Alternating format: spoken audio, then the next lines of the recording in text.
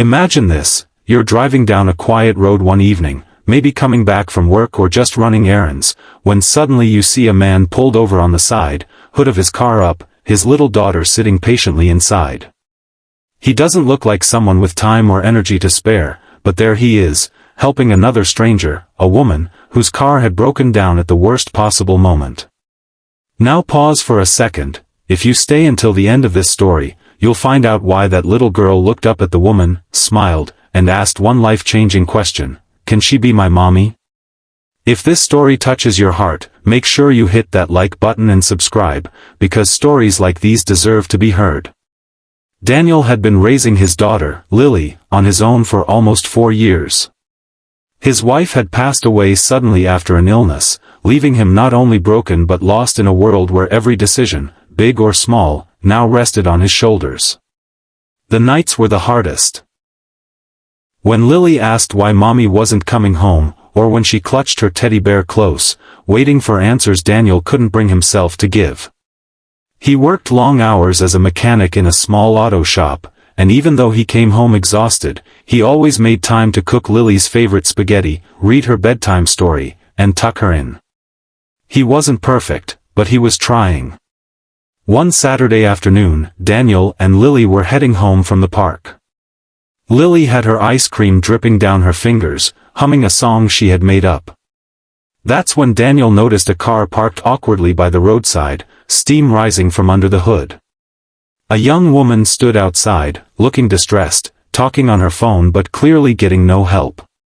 Daniel's instinct kicked in. He pulled over, told Lily to stay inside the truck, and walked over.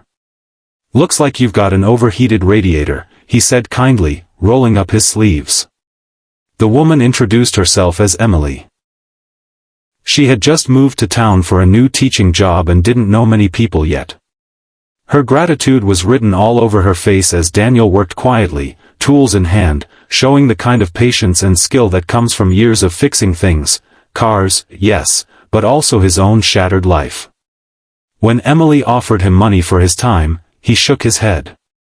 "Don't worry about it. Just help someone else when you get the chance." That was Daniel, always giving, even when he had little to spare, but what Emily didn't expect was Lily. As she got out of the truck to stretch her legs, she walked up, clutching her teddy bear, and looked at Emily with curious eyes. "You're pretty," Lily said innocently. Emily laughed, crouching down. "Well, thank you. You must be Lily." That was the beginning of something Daniel couldn't have predicted. Over the next few weeks, Emily found excuses to stop by the auto shop, sometimes for her car, sometimes just to bring cookies for Lily. She'd sit with the little girl, helping her draw, teaching her small songs, and Daniel watched from the corner of his eye. For the first time in years, Lily laughed in a way that reminded him of how she used to laugh with her mother. And for the first time, Daniel's heart felt something stir, something he had locked away. But things weren't simple. Daniel battled guilt. He often sat awake at night, wondering if moving on meant betraying the memory of his late wife. He worried about what people would say, or if Lily was just seeing Emily as a temporary friend.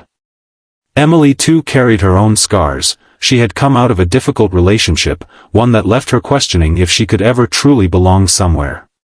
Both of them were broken in different ways, both afraid of what taking a step forward might mean. One rainy evening, as Daniel fixed Emily's windshield wipers at her apartment parking lot, Lily tugged at Emily's sleeve. She looked up with those wide, innocent eyes that carried more truth than any adult conversation could. "Miss Emily," she whispered softly, "can you be my mommy?" The world seemed to freeze in that moment. Daniel dropped the tool in his hand, his chest tightening. Emily's eyes filled with tears as she gently hugged the little girl. She didn't know what to say. She wasn't ready to be anyone's mother, but in that moment, she realized that she wanted to try. She wanted to belong somewhere, to give and receive love again. Daniel stood there, torn apart inside, but when Emily looked at him, she saw something in his eyes, a mix of fear, hope, and gratitude.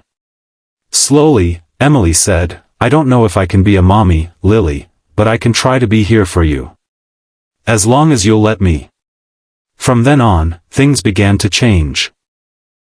Emily became a part of their lives in small, meaningful ways: school pickups, Saturday pancakes, bedtime stories when Daniel worked late. And little by little, the weight on Daniel's shoulders seemed lighter. He realized moving on didn't mean forgetting his wife, it meant honoring her by giving Lily the love and family she deserved. Months later, as spring came around, Daniel and Emily sat on a picnic blanket watching Lily chase butterflies. Daniel finally found the courage to say what had been on his heart: "I never thought I'd get a second chance. But maybe you were meant to break down on that road that day." Emily smiled, reaching for his hand. "Or maybe we were both meant to be fixed." Lily came running back, breathless and laughing. She plopped between them and grabbed their hands, connecting them together. "Now it's perfect," she said with the certainty only a child could have. And in that moment, it was. So, if you've stayed with this story until now, remember this. Sometimes the people who come into our lives when we least expect it are exactly the ones we need. Daniel Thug.